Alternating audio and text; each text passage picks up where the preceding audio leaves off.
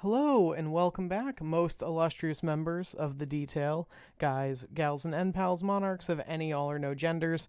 I am your host D, also known as MtF DOOM, and today, Loki came out, and we're brewing with him. You already know what it is. You already know what it's gonna be, I would bet. I hope that you enjoy.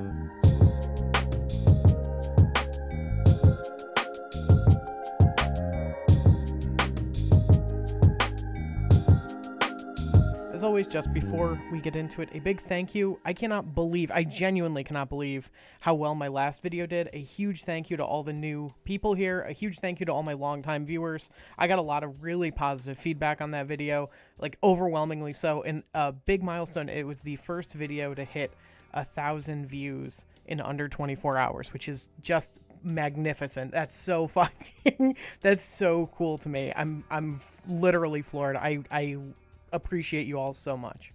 So today, Loki came out. He's the season pass card. He is a 3/5. On reveal, replace your hand with cards from your opponent's starting deck. Give them -1 cost. This is a very interesting effect. It's weird. It's weird. Like the effect isn't that weird. The effect is like pretty simple, honestly, right? Like we all understand what it does. We've been talking about it in Discord, and it's this really interesting balancing act where you have to try to have as full a hand as possible when you play him, but your deck also needs to function if you don't draw him, and your turn 1 and 2 plays need to be relevant if you're going to play Loki on 3. And all those things, I mean, it leads to one outcome, right? It's BBL, that's not Brazilian butt lift. That is basic bitch Loki. This is the Loki deck that I think all Loki decks are going to look like. This is basically Yomi Layer 0 Loki. You want to make sure you have Chavez in the deck so you can pseudo guarantee that you get your Loki. If you don't, you have 2 other win cons in, well, 3. Agatha, Collector, and Devil Dino. This is just the Devil Dino deck in a lot of ways. Kitty Pryde is great because she works like sort of triple duty, right? You can play her into Angela and keep getting the +2 on Angela, +1 on Kitty Pryde. You can play her with Collector and constantly get the +1.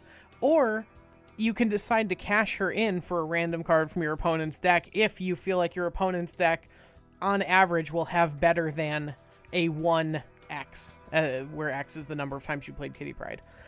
You can also hold off and play Loki on 4 if you really want to, like, say your turn 1 is Kitty Pryde and your turn 2 is Angela, and you have Loki. Well, you can hold off and play Kitty Pryde again on 3 alongside Collector, and then on 4 you can play Kitty Pryde and Loki, and therefore retain the Kitty Pryde value that you're getting on Angela and Collector. Or you can cash her in, like I said. So I think this is like, we're going to jump into some gameplay, but I don't really think there's that much to talk about. And I'll just see you on the other side with the other 2 decks. Is that good for us? It might be good for us. We still need like a Quinjet would probably make this.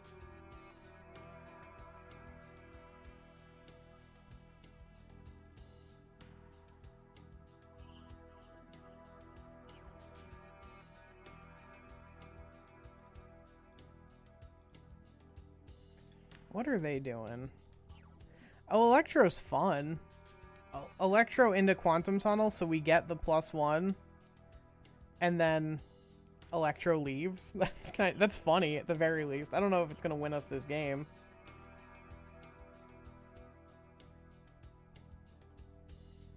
Huh.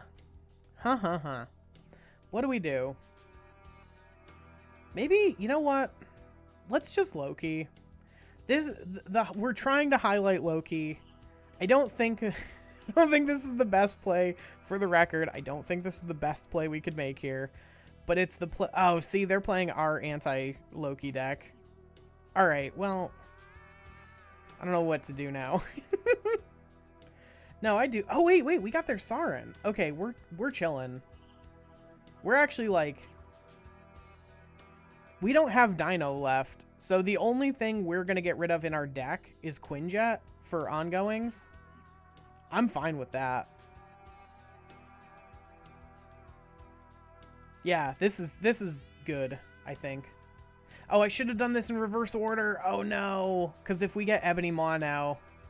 Alright, that's fine. Hot damn. You had a better hand than them.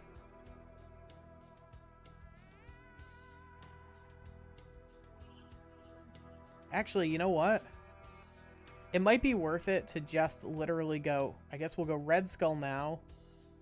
0 Red Skull, and then we can follow it up with Taskmaster plus something. If we draw Quinjet Sentinel, we can, like, do that. Christ on a Christmas cracker. This is good. Alright, maybe this deck they're playing doesn't counter our deck that well as we thought it did. Well, we hit something. We go Tasky Boy and Sarin over here? No, we'll tie break with the Sarin. Because we know they have 0, which their 0 is going to be 3 power here. So I think they might go Taskmaster Center and then 0 on Monster Metro. Yep. So it's the exact... So we win. We tie that, and then we win the other 2. Hell yeah. Hell yeah. We got very lucky with the cards we picked up from them. Oh, no. Alright, I mean, this is, like, pretty good, I think. The Sentinels are now 0 cost, right? I think they go to 1 from Quinjet. Oh, my God. That's so funny. I think Sentinel really should be 0 now. Because I feel like it should go to 1 from Quinjet and then go down from Elysium, but whatever. I'm not going to, like, complain about 1-cost Sentinels. In general, Elysium benefits the deck we're playing more than most other decks. Because we just do more. Like, look how many game actions we get every single turn. Yeah, they're playing the... I think Patriot is going to be popular today because it's a very good anti-Loki tech. But it just doesn't matter for what we're doing, I don't think.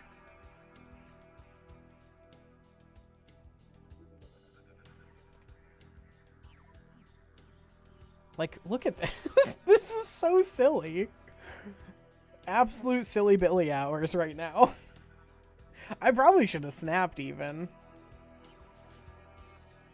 What'd you get? Alright. I mean, that's a really good hit. There's no arguing that that's a really good hit. That being said, I don't think it's going to matter. We're even going to go... Oh, no, we can't go Coulson. So we'll start with Moon Girl. Kitty Pryde. We'll Sentinel there. That's fine. I know it's going to get reduced power. I don't care. Oh, fuck! Lol order. That was supposed to be Sentinel first. That's strictly a game action error. That should have been Sentinel first. So that we could have had another Sentinel. But, that's okay. That's alright. These things happen.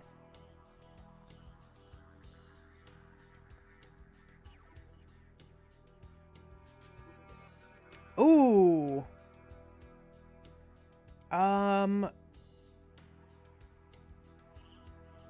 Loki adds a bunch to Collector. Is it enough, though? Oh, no. Is it enough? You know what? I actually think we'll do it next turn. Everything in our hand is so cheap. Let's cash in 1 Coulson now. For the bonus to Collector right now. And for the chance at, like, some relevant plays into what they're doing. Holy shit and folk. Alright. Alright, opponent. Oh, we know... Never mind. We know we're going to draw Chavez. Alright, so it's... Coulson's got to give us an answer. Is that an answer? Is that low-key kind of an answer? Do we have any answerers in chat right now? I think we might have it. Oh, no. We want Kitty Pryde. And then Loki. Alright, so... Final question. Are they playing Shadow King? They might be.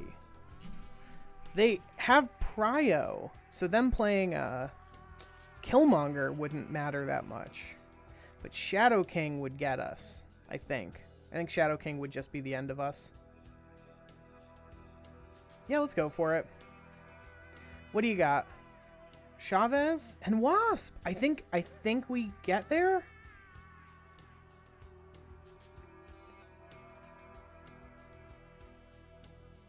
This does actually buff Collector, right? It does. Okay. Okay, we got there. Fantastic. Loki got us there. This still counts as a Loki highlight.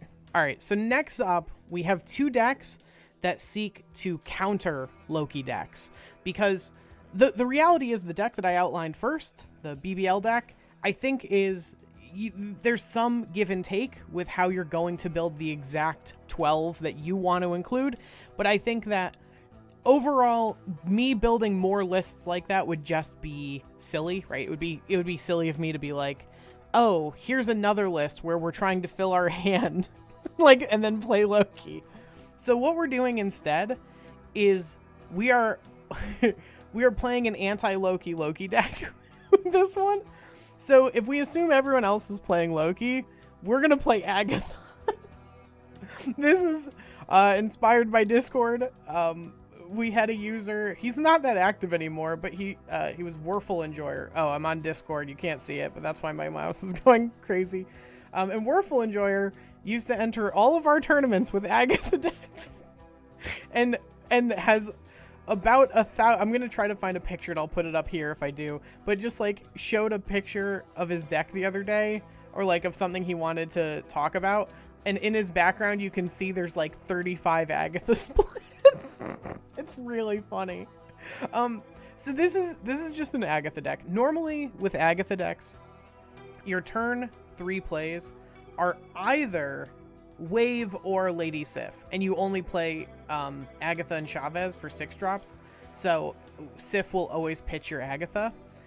In this one, we have Wave, so we can play Agatha, but additionally, we have Loki as our only other turn 3, so that we can just change into our opponent's deck.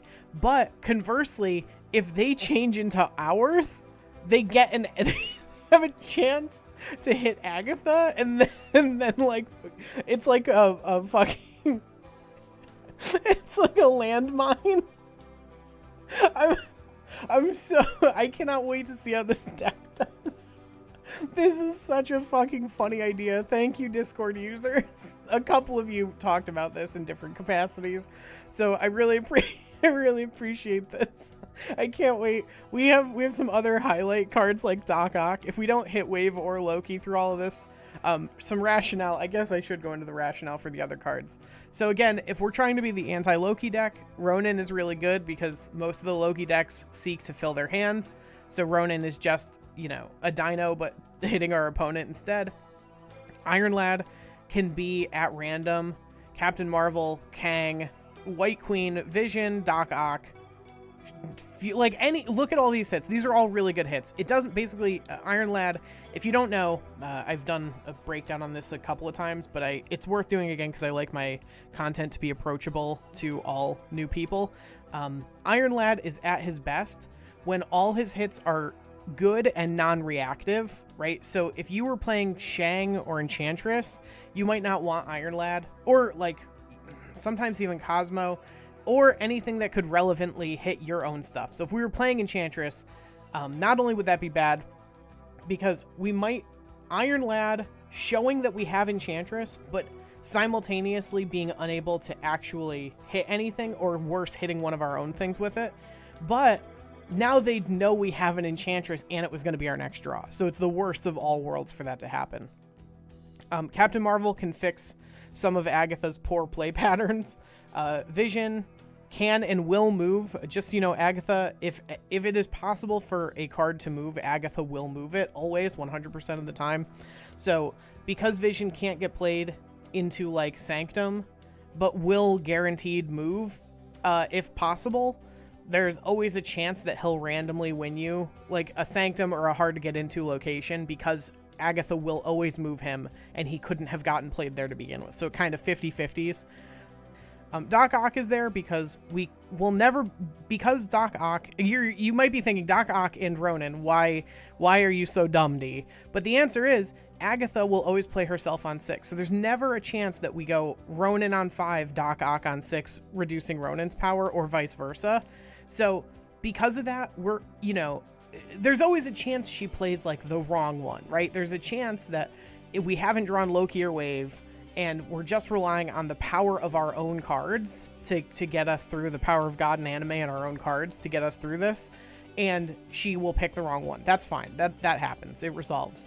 But Doc Ock can just ruin our opponent's plan some of the time, and they don't see it coming because we don't see it coming because we're playing Agatha.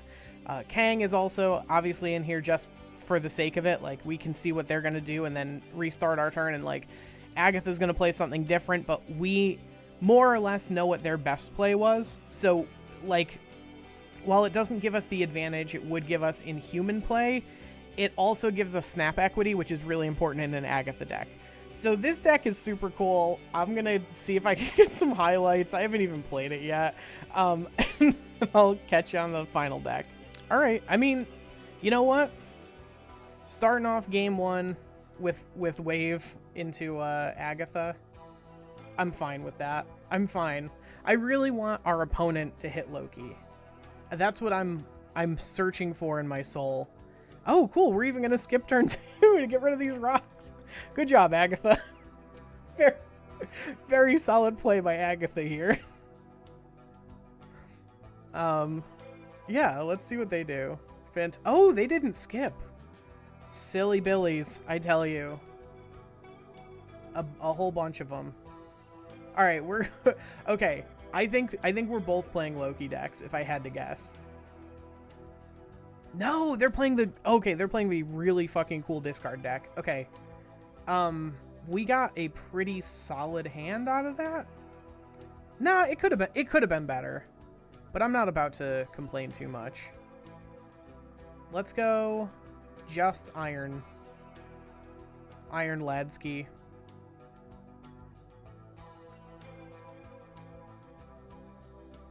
Not hitting Swarm hurts pretty bad. Like, us not getting a Swarm for these, Colleen, Blade stuff going on. Oh, that's bad, too. That's also not great. Oh, wait. It's fine. We can move it out of the danger zone. All right, we're good. We're chilling. This is actually fine. Like, they got... Oh my god, never mind. It got worse. Oh, they're just throwing their Wong away? That's weird. What else have they discarded? They discarded 2 swarms, right? So, okay, so that represents all the swarms they have, because they pitch 1, they get 2. Then they pitch 1 and they get 3. Okay. Can we actually win this? Like... Oh, Morbius is really good for them, huh? No, they've only discarded 2. Morbius isn't that good. What else could they have? Oh, I'm so confused. Alright. If we go Morb...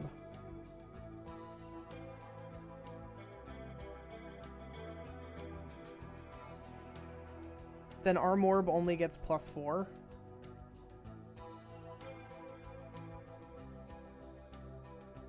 So... maybe like that? I think that might do it. Is it just Colleen Center? That would be, like, not great for us. Or not Colleen, Chavez. No, because this... what 0 cost did they have? Morb plus... Sif, we got it. We got there. We absolutely got there. This deck is sick. This deck is sick. Thank you, Agatha.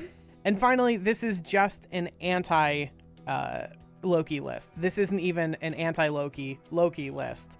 And this one specifically is Frog in a Tent Discord user talked about this, that Sauron is just a really good counter. So again, if you're seeing a lot of Loki stuff, you can play this deck.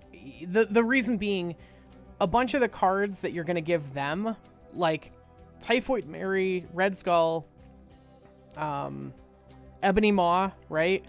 And to some level, Taskmaster and Destroyer, depending on what else they get, are usually going to be pretty bad for the opponent, as opposed to you, right? So because they get the version of Ebony Maw... Oh! Nothing. So they get the version of Ebony Maw that's a 1/7 with you can't play this after turn 3, and then you can't play cards here. But we get to choose if we want to play it like on turn 6 via Sauron, right? Because if you don't know, Sauron removes this ongoing, but it also, the way it's worded, remove the abilities from all ongoing cards in your hand and deck. So Ebony Maw will actually lose the ongoing, you can't play cards here, but he will also lose, you can't play this after turn 3. So suddenly it just becomes a 1/7 that you can just play whenever. Same with like Typhoid Mary, right? If like, cool, they have a 3 energy Typhoid Mary, but it's still worse for them than it will ever be for you. Additionally, they can possibly get your Enchantress, and Enchantress helps us, right? Every card here is good to get hit by Enchantress. And then we just round it out with, like, we can do Shuri Nimrod stuff to then follow up with Venom on 6. Venom plus, like, whatever. It doesn't functionally matter at that point. We can go Shuri Red Skull and then follow it up with Taskmaster. Again, sometimes also with an Ebony Maw somewhere in there for good measure. Even 0 as the last card you play is fine. And then we can always, again, 0 works great with Ebony Maw, Lizard, Typhoid Mary, Red Skull, and Destroyer. And it works less good with, the other cards in our deck. But it's just there as a backup plan. We don't want to be totally all in on Sauron and nothing but Sauron. But overall, this is just a tried and true deck. Like, this deck sees fringe play at all times. But I think right now, especially if you are, like, getting frustrated with the Loki decks, this is the deck. And yeah, we'll get into some gameplay, and then we'll see you at the outro. All right, so not the worst hand, being able to Shuri Nimrod Venom, but let's see if our opponent is playing Loki. Although you've already seen in one of the highlights, I'm sure. I know how I'm going to edit this, so I know that I know that one of the things you've already seen is this deck losing to Loki stuff. Oh, that's interesting. That's fine. They're going to have a hard time filling Cosmos, and we're just going to go like Shuri. Oh my god. This is snappable, I think. We go Shuri into Nimrod. They can't armor the Cosmos. And then we go turn 6 Destroyer, and it'll destroy I think it'll destroy the Nimrod on the left first, making 2 new Nimrods, and then it'll destroy both of them. I'm pretty sure. So we have to look out for Cosmo, but I don't know if they run Cosmo. I kind of doubt that they do.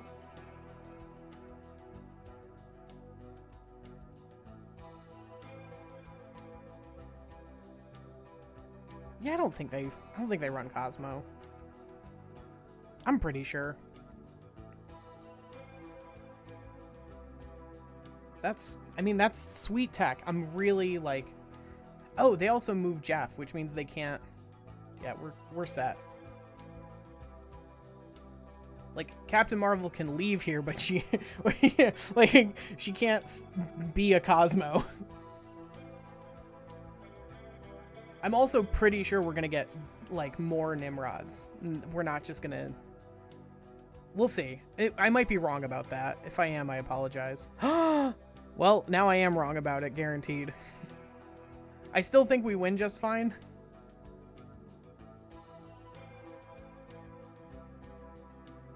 Yep, fantastic.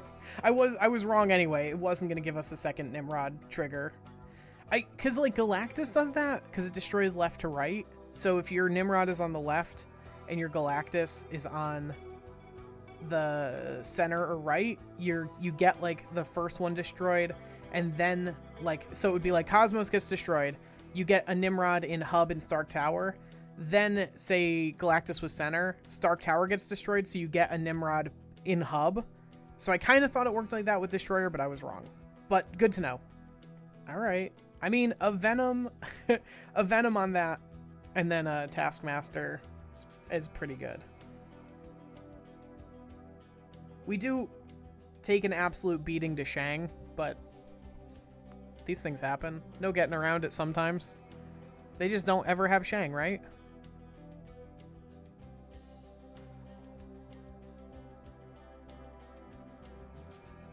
Nothing we could do yet, except keep passing.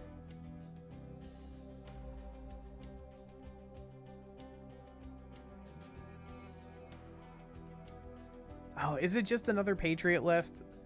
Should I have just teched to beat only Patriot today? Is that what's going on? We're good with this. We'll follow it up with Venom and then Taskmaster, I think. Oh. Will we? No, I still think we will.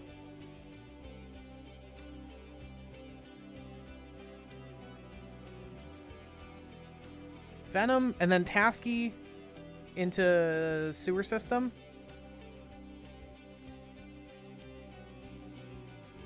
Okay.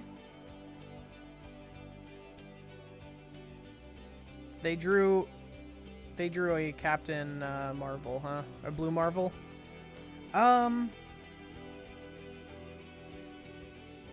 Do we still have a chance? We might still have a chance. If they play Shang, we don't have a chance. But otherwise, there's a non-zero. Okay, yeah, Cosmo is very good for us. We love a Cosmo. Oh, does Cosmo win it for us, like, guaranteed? Because now we destroy her? And they can't ever add 16 to the right? Like, Blue Marvel Center adds 6 to the left. Patriot adds 2. I don't think that's enough, right? Yeah. It wasn't. This deck's so silly. I love it here. Thank you so much for watching. These decks were all a lot of fun. I know I did a bit of belly aching my last video, but these decks were all really, really fun. I cannot argue that they weren't. I hope that you enjoyed. I have a special thank you to everyone who made it this far, and especially a special thank you to the following people who have donated their time, money, effort, sometimes all three, to keeping this channel going. They are as follows: The Tiny Ruby, A Frog in a Tent, Clips, Crayon Eater, Cole D, Polyhaze, Satorius, Demisi, KD, Diston Nelson, and Matt Backey. This channel wouldn't exist. I know I don't ever want to get into autopilot in these thanks and say, oh, the channel wouldn't exist without you. I appreciate blah, blah, blah. So I'm not going to say the same thing I always say, but it means a lot to me that you all have helped out. It means a lot to me that you've done just whatever, just to make this happen. It's so cool. So I hope that you have a great day, and I will see you all very soon.